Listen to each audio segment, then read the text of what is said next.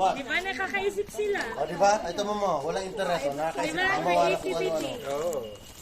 Tinulungan ko kayo mga maghanap ng kahoy. Nature play. What are you... Wow, look at this.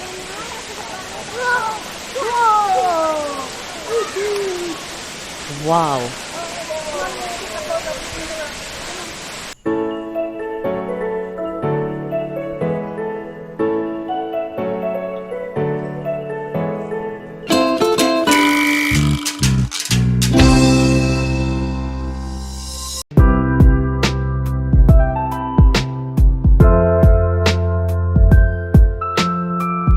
Ayan na naman ang bowerbird. Inaayos niya ang kanyang nest.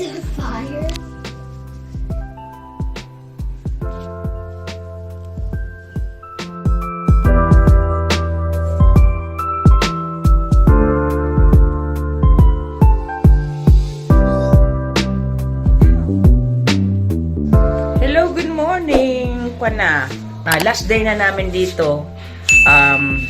Nakapag bihis na kami, tapos yan, nagpe-prepare kami ng breakfast. Siguro before lunch uwi na kami. Awa ng Diyos, nakatulog ako ng maayos kagabi, sumabay ako sa mga bata. Yan, prepared na kami. Yan, nakakamiss naman ang lugar na to.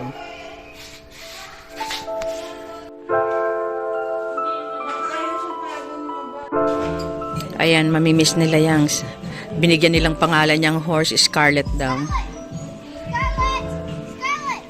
Nag-start na kami maglikpitan kasi before lunch ata alis na kami. Kaya mamimiss namin tong lugar na to.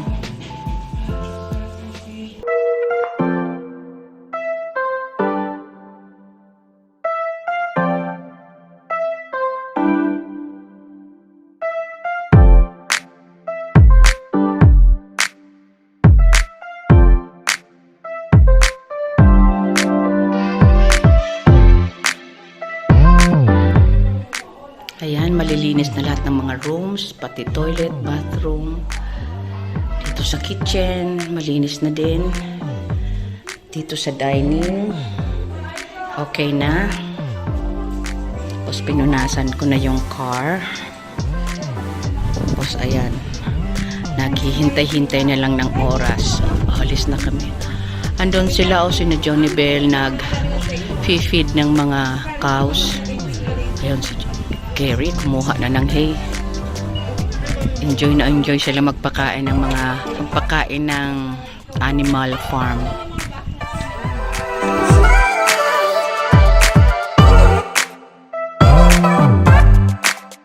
Ayan, nagpapakain sila.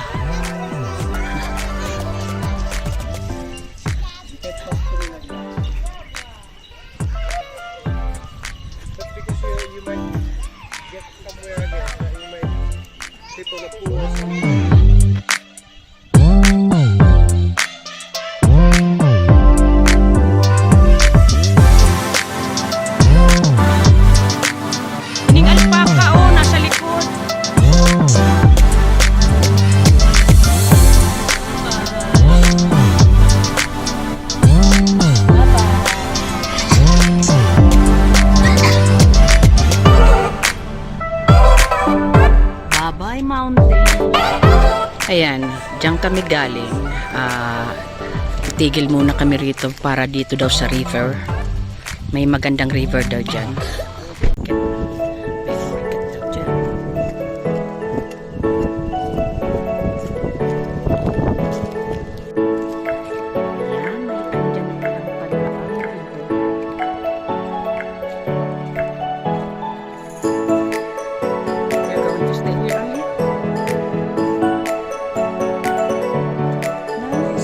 There's a platypus there.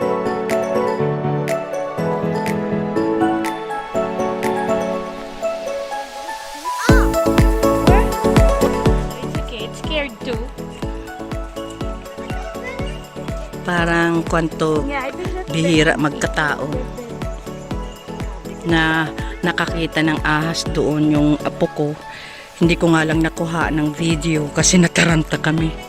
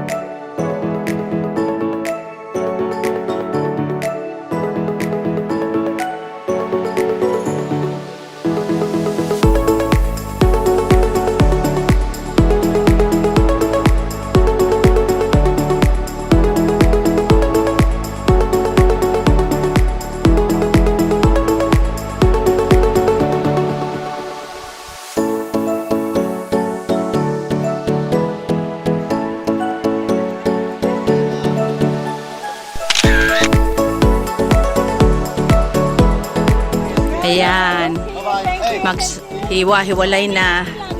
Una ba yung aeroplano? Next September again. Bye-bye. See you. Bye-bye. Next September again. Yeah. See you. Oh, bye-bye. Bye-bye, Mark. Bye-bye. Ikaw yung ginaganda? Yes, in Philippines. So, bye-bye. Okay. Bye-bye.